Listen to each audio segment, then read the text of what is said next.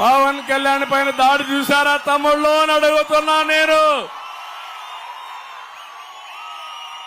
అంటే పవన్ కళ్యాణ్ రాజకీయాల్లోకి వస్తే నీకెందుకు అంత కడుపు మంట అని అడుగుతున్నా.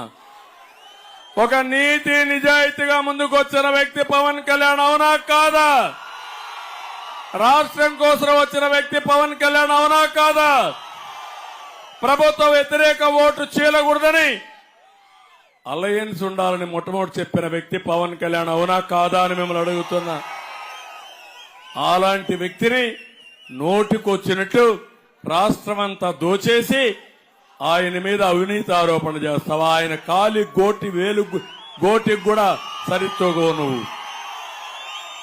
ఈరోజు సినిమా చేస్తే డబ్బులు ఇస్తారు ఆయనకు. ఒక సూపర్ స్టార్ ఆయన.